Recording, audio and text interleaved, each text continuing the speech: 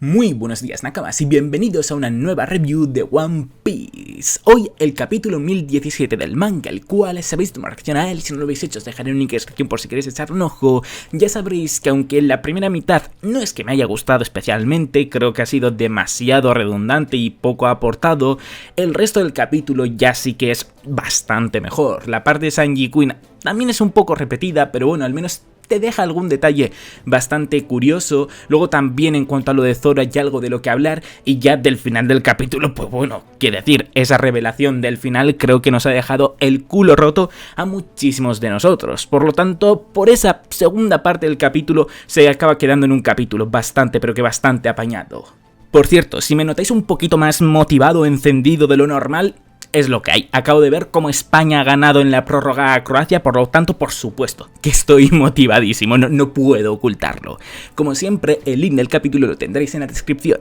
¡Empecemos! El capítulo titulado La Orden comienza como la continuación del frente abierto de Tama, es decir, estando la niña a punto de dar la orden de aliarse con ellos a todos los piratas bestias que tomaron su dango por culpa de Speed, pero no consiguiéndolo de primeras al desmayarse por la presión y miedo que ha generado en ella los gritos de reproche que le está lanzando Queen, lo que lleva a que veamos cómo algunos piratas bestias están aprovechando la superioridad numérica que mantienen para intentar vencer a sus enemigos, como lo es el caso de Who's y Jinbe, quien no solo está siendo atacado por el Tobiropo, sino que también por sus subordinados más directos y otros piratas bestias random, algo que al Gyojin no le molesta tanto como quizás podríamos imaginar, como comprobamos al leerle decir que ya estaba preparado para no tener un 1 vs 1 contra Who's,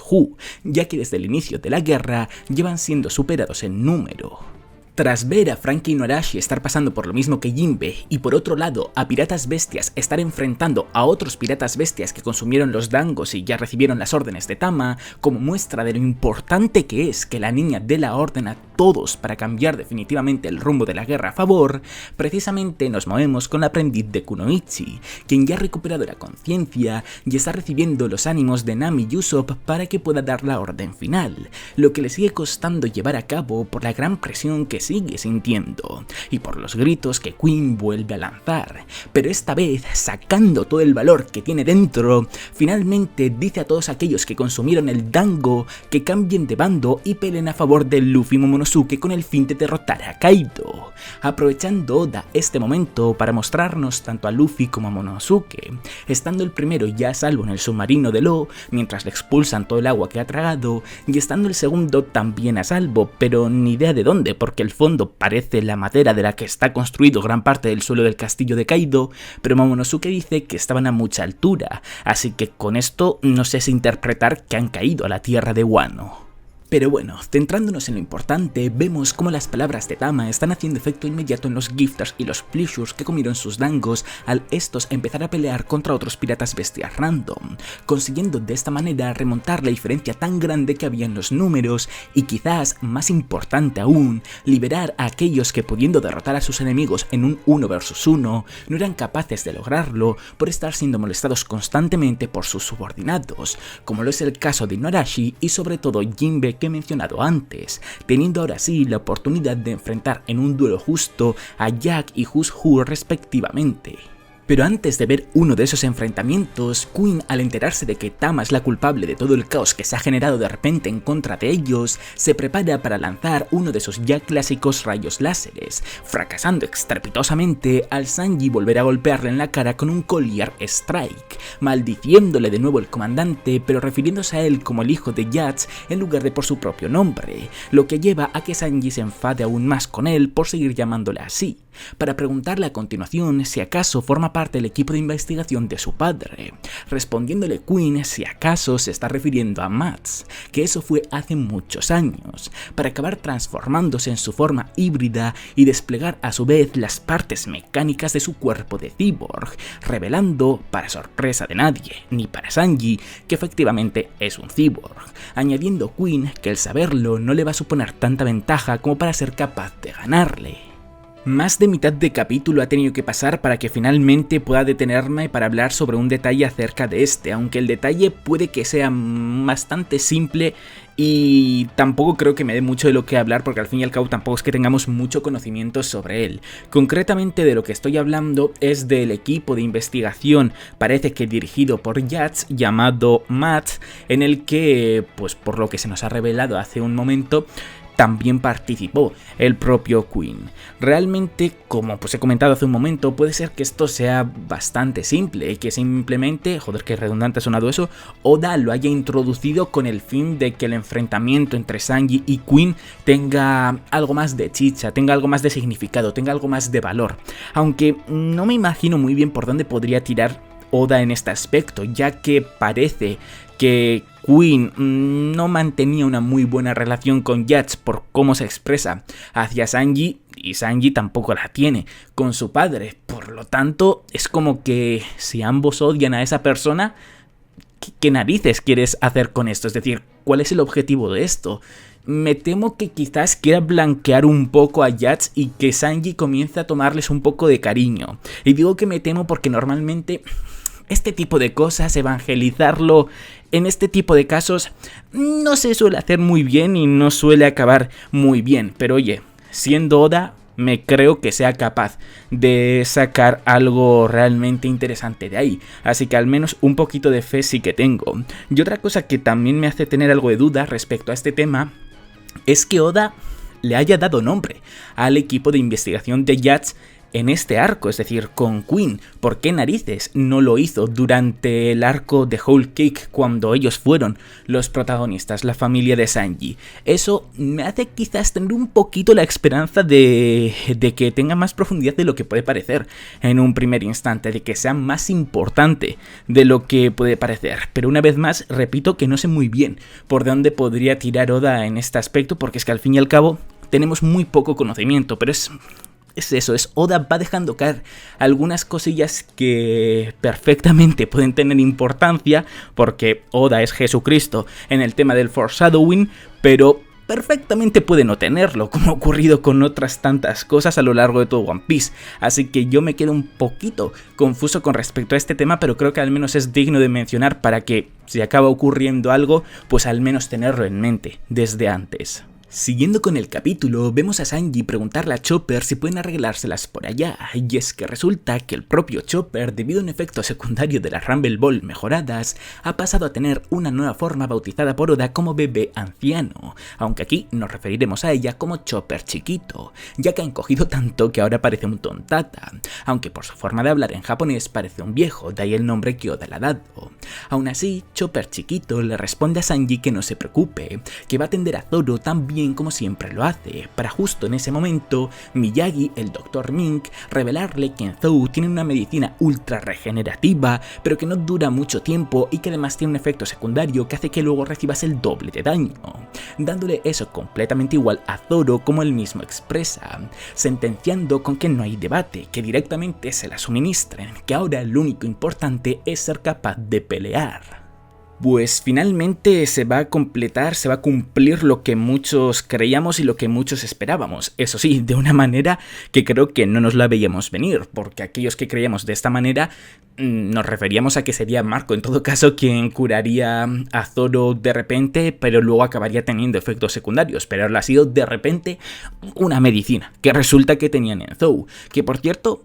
cuidado con esto, que puede también tener más importancia de lo que parece. Quizás simplemente es una sacada de la manga, a mi parecer bastante menor, porque ya os lo digo, que está Marco ahí, así que total, Oda tendría excusas de sobra, pero precisamente por no haberlo hecho a través de Marco, me hace creer que esta medicina puede tener una ligera importancia para el futuro. Pero bueno, el tema no es ese aquí, más bien el tema es que Zoro va a pasar a estar recuperado y por lo tanto, muy probablemente va a pasar a enfrentar a King. Ya el enfrentamiento de Sanji parece que va a ser en definitiva contra Quinn. Marco perfectamente podría pelear contra King, pero si Zoro está siendo recuperado, creo que encaja él más como rival de King. Aquí la cuestión, lo que a mí más importante me parece, es hasta qué punto tendrá importancia los efectos secundarios, ya que, bueno, lo de recibir el doble de daño, eso ya sabemos todos que en lo absoluto es nuevo en One Piece. Ya sabemos que Luffy, la segunda y la tercera marcha, le afectaba muy mal a su cuerpo y que Zoro de hecho vivió una situación bastante similar a esta con Bartholomew Kuma y bueno, el propio Luffy también a través de las hormonas de Ivankov. Pero no hemos visto realmente, al menos hasta ahora, que haya tenido efectos negativos realmente serios. Como mucho que Zoro no pudiese pelear en condiciones durante bastante tiempo, pero tampoco acabó siendo relevante porque al fin y al cabo Kuma les envió a un lugar para entrenar, así que Zoro se encontrase herido en el archipiélago Shabondi tampoco es que sirviese para algo negativo hacia los Mugiwaras. Y el hecho de que, pues eso, precisamente Zoro vuelva a poder pelear por algo ajeno, porque va a tener una cura milagrosa que supuestamente luego le va a hacer bastante daño, me hace estar un poquito preocupado con respecto a este tema, por si realmente ese efecto secundario no es para tanto y simplemente es como, bueno, a ver, Zoro se tiene que lucir en este arco, tiene que tener un enfrentamiento 1 versus 1 en condiciones, así que vamos a darle pues una condición para que pueda pelear y además con tensión de fondo por tener un tiempo límite en el que poder vencer. Personalmente me gustaría que sí que sufriese algún tipo de efecto secundario real. No pido que tenga que ser sí o sí a corto plazo, aunque sí que es cierto que me gustaría que fuese el caso, pero al menos que a largo plazo también lo fuese. Pero claro, es que tampoco me puedo imaginar qué podría ser concretamente. Morirse no creo, como mucho esto sería un efecto a largo plazo, ¿no? Pero a corto plazo, ¿qué haces para no terminar con la esencia de Zoro? Para que Zoro pueda seguir teniendo la posibilidad de convertirse en el espadachín más fuerte del mundo, que desde luego que lo va a lograr, pero a su vez poniéndole en una condición bastante negativa. No sé, porque tampoco creo que cortarle un brazo o digamos que perder la movilidad de un brazo fuese a ser una buena solución, como lo es por ejemplo en el caso de Shanks, ya que Zoro se caracteriza por el estilo Santorio y si no pudiese usar un brazo, ese estilo pues muy probablemente desaparecería en él y por lo tanto la gracia del personaje también se perdería bastante. Así que tampoco sé muy bien cómo se podría tratar este aspecto, pero bueno, mi punto es que ojalá en esta ocasión realmente Zoro sí que se vea afectado por este efecto secundario. Porque joder, es que además creo que ameritaría más que se convirtiese en el espadachín más fuerte del mundo, ¿sabéis? De la misma manera en la que amerita un montón que Shanks sea un yonko teniendo un brazo menos, que Zoro llegase a convertirse en el espadachín más fuerte del mundo teniendo una condición negativa con respecto al resto, sería bastante impresionante. Así que ya no solo me gustaría por la parte de que, joder, si te vas a recuperar al menos que haya un efecto negativo, sino que también por ese mérito mayor que podría tener Zoro. Volviendo con el capítulo, entramos en el último frente abierto de este al movernos a la cuarta planta, donde Jinbe y Hus Hus se están enfrentando, ahora sí en un 1 versus 1. Parece que siendo Jinbe el que lleva el control de la batalla, al detener muy fácilmente los ataques que el Tobiropo está usando, siendo estos desde luego que muy curiosos, el Hagan, el Zoru y el Rankyaku, todos ellos ataques del Rokushiki o variantes del Rokushiki, es decir, el estilo principal de combate de agentes del gobierno mundial. Detalle del que Jinbe por supuesto que se da cuenta y lo menciona para luego añadir que en su día escuchó sobre un miembro del CP9 que escapó de la cárcel, aunque de por sí que estuviese en la cárcel era raro por sí solo, respondiéndole Hus Hu que sus sospechas son ciertas, que efectivamente es él de quien está hablando, añadiendo que se siente a gusto tal y como se encuentra ahora, pero que pasó por el infierno por haber cometido un pequeño fallo hace 12 años, incluso cuando lo consideraban un talento tan grande como Rob Lucci, lo que intenta demostrar a Jinbe lanzándole un ataque llamado Gagan, otra variación del Shigan, este en forma de colmillo y que el Gyojin consigue esquivar sin mucho problema, impactando el ataque por tanto en aquello que tiene detrás, una columna que termina desintegrada en el punto del impacto, admitiendo Jinbe tras ver ese ataque que no le extraña que le considerasen como tal y que siente lástima por él, pero que él no tiene nada que ver con ello, así que no entiende por qué tiene esa fijación consigo, pasando a revelarle el tobiropo que orgullosamente se ha referido a sí mismo como el timonel de los Mugiwaras, nombre que siempre le hace recordar su horrible pasado, puesto que hace 12 años una Akuma no Mi fue robada de un barco del gobierno mundial, y cuando Luffy comenzó a tener un renombre hace 2 años se quedó sorprendido, puesto que fue él quien se comió la Akuma no Mi que robaron, la Gomu Gomu no Mi. Y con esta revelación tan loca e inesperada es como acaba este capítulo. Vale, vayamos poco a poco, que este tema es muy complejo y da mucho de lo que hablar. Comencemos con lo que quizás sea lo más simple de todo. Comencemos con el foreshadowing de Who's Who. Supongo que ya muchos de vosotros habréis visto esta imagen y los que no, pues ahora mismo la tendréis en pantalla. Aquí claramente, una vez más, comprobamos cómo Oda tiene las cosas preparadas desde hace 600, 700 capítulos atrás, puesto que este es el flashback de Robin, es del momento en el que Ohara fue destruida por la Buster Call que lanzó el gobierno mundial en dicha isla, y como podéis ver, esta persona en varias ocasiones utiliza la misma pose que Who's Who, que ojo, esto no significa que sí o sí sea Who's Who, de hecho es muy probable que no lo sea, que en todo caso sea su padre, puesto que esto fue un evento que se dio hace 22 años, y por lo tanto en esa época Who's Who tendría 16, y ese señor pues la verdad es que parece tener más de 16 años, aunque tampoco me resultaría muy extraño que fuese él, porque al fin y al cabo estamos hablando de un manga y estamos hablando de los diseños de Oda. Me creo que ese personaje tenga entre 16 y 60 años, perfectamente. Pero bueno, también es muy probable que no sea él, porque precisamente ese personaje en el flashback de Robin aparece junto a Spandine, el padre de Spandam, y junto al padre de Califa. Así que al ser 2 de los 3 personajes padres, pues muy probablemente el tercero también lo sea, y de esta manera pues sea el padre de Who's Who en lugar del padre como tal. Pero bueno, igualmente el foreshadowing es completamente espectacular. Luego, otro detalle que me ha llamado la atención con respecto a Who's Who es que hable como un pequeño error el hecho de que le robasen la Akuma no Mi del barco del gobierno mundial. Porque hombre, yo no lo consideraría un pequeño error como tal, al fin y al cabo, si te han derrotado y además muy probablemente la banda pirata de Shanks, eso no es un pequeño error, poco puedes hacer. En ese caso es que ni siquiera es un error como tal, simplemente te han vencido y ya está. Pero bueno, también sabemos cómo es el gobierno mundial en algunas situaciones. De hecho, los miembros del CP9 cuando perdieron contra los Mugiwaras pasaron olímpicamente el gobierno mundial. Se pusieron a huir porque sabían que probablemente no les esperase un futuro muy brillante si se quedaban ahí. Esto lo vimos concretamente en una de las mini historias de las portadas. En el anime como tal creo que no se ha llegado a revelar en ningún momento. Bueno, luego quizás en el Reverie cuando volvieron a ser introducidos, sí, no lo recuerdo exactamente porque de hecho esa parte ni siquiera la vi en el formato anime.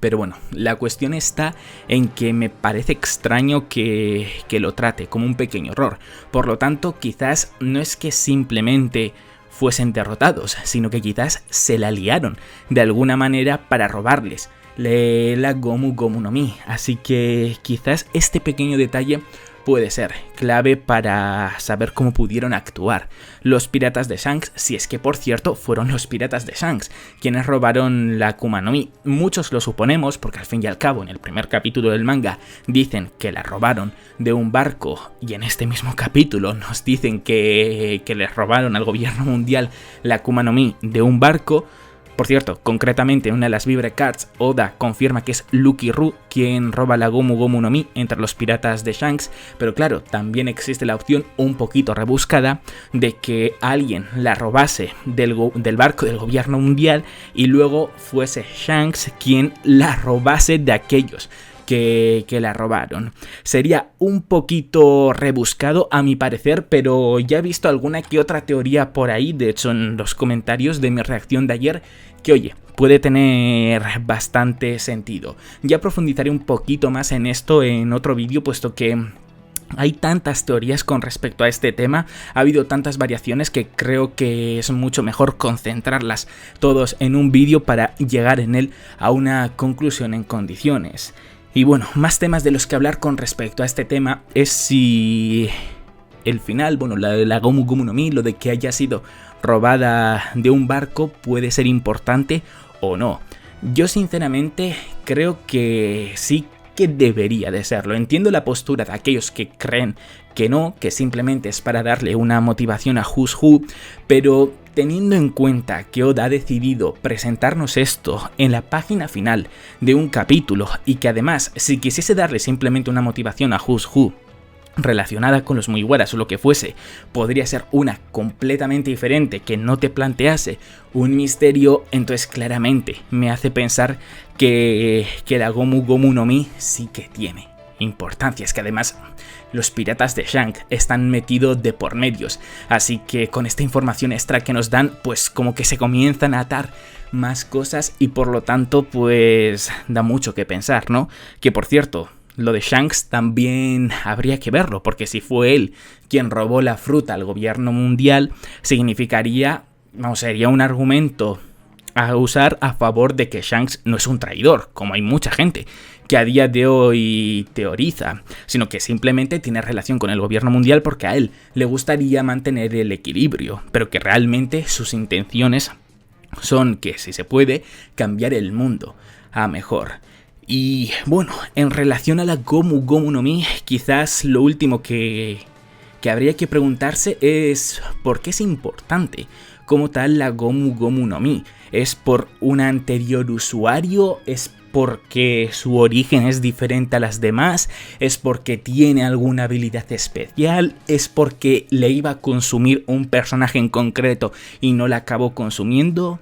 Yo sinceramente no sé qué respuesta dar, no lo tengo en lo absoluto claro. Hay muchas teorías que piensan que Joy Boy fue usuario de la Gomu Gomu no Mi durante el siglo vacío. Y sinceramente yo a esta pregunta la respondí hace año y medio en un preguntas y respuestas. Y dije de hecho que sí, que yo creía que era el caso, pero aún así no creo que esta fuese la razón por la cual se le da tanta importancia a la Gomu Gomu no Mi, porque si fuese el caso,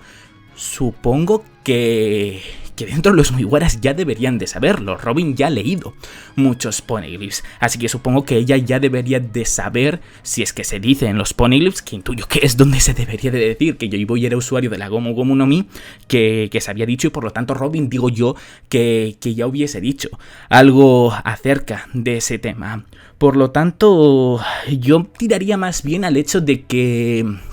sea clave para algo, que tenga un poder concreto que sirva para algo. No creo que sea para volver más fuerte a Luffy, porque al fin y al cabo, si os fijáis bien en One Piece, Oda siempre ha tratado muy bien el tema de las habilidades únicas. El Haki del Rey, por ejemplo, lo tiene Luffy, sí, pero no es el único que tiene esta habilidad. La habilidad de escuchar las voces, sí, la tiene Luffy, pero tampoco es el único que tiene esta habilidad. Por lo tanto, si Luffy obtiene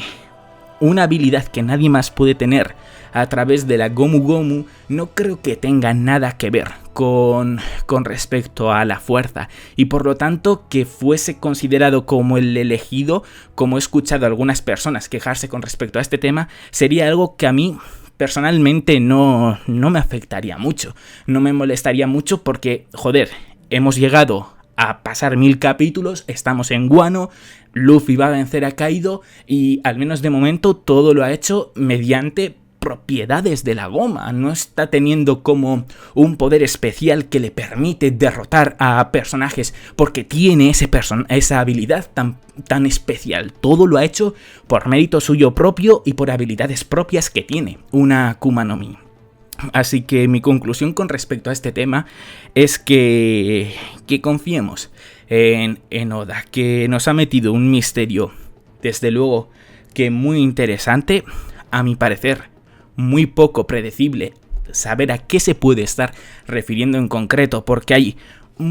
muchísimas puertas abiertas y que bueno, como os digo, profundizaré en ella más en un vídeo separado siempre y cuando no se revele en el capítulo de esta semana. Así que ya sabéis, estáis más que invitados a poner en los comentarios todas las teorías que tengáis en mente con respecto a este tema. Me da igual lo locas y lo poco argumentadas que estén. Simplemente me gustaría que las añadieseis para que yo pudiese tenerlas en mente para ese futuro vídeo que deseo hacer. Pues hasta aquí ha quedado el vídeo, Nakamas. Como siempre agradeceré muchísimo que deis un buen me gusta, que veáis hasta tope el vídeo si os ha gustado. Recordad que en la descripción tenéis tanto mi Twitter en el que os informo casi al instante cualquier novedad importante de One Piece y de cuándo sean los capítulos del manga en español y en inglés de manera oficial, como los Twitter y los DeviantArt de quienes colorean las imágenes del manga para que vosotros también podáis tenerlas. Y ya por último agradecería muchísimo que os suscribieseis para muchos más vídeos de One Piece. Hasta la próxima.